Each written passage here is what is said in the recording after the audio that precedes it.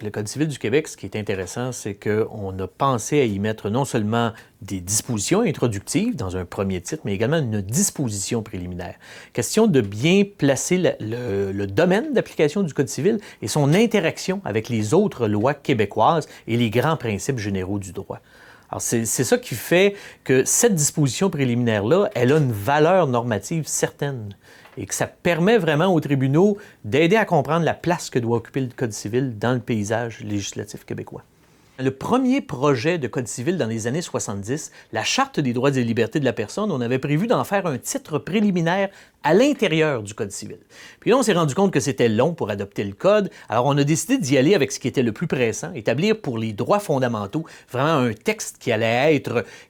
permettre non pas de les créer, ces droits-là, ils existaient déjà, mais de les mettre en lumière pour que notamment les tribunaux en tiennent davantage compte. Alors on a donc sorti ce titre préliminaire du Code civil, en faire une Charte des droits et libertés de la personne, mais quand est venu le temps d'adopter le Code civil 15 ans plus tard, la nouvelle mouture du Code, on a bien voulu marquer comment ils devaient être lus ensemble, ces textes-là, qui au départ étaient vus pour être formés un tout.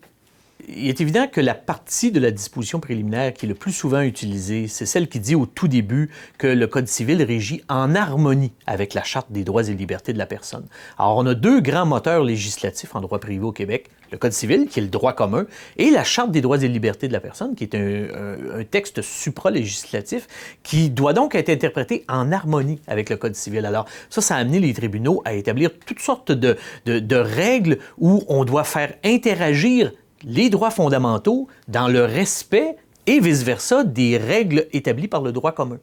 Alors, par exemple, en matière de copropriété, ça a permis d'établir que la liberté de religion permettait de faire primer ce droit fondamental-là sur la déclaration de copropriété, qui pourtant est un contrat qui avait été signé par l'acheteur d'une unité en copropriété, mais qui avait le droit, malgré cela, de faire respecter sa liberté de religion, lui permettant, il y a une décision célèbre là-dessus de la Cour suprême, en lui permettant d'exercer sa religion, par exemple en construisant un abri temporaire pendant un certain temps de l'année sur la galerie extérieure de son immeuble, chose qui était interdite par le contrat de copropriété.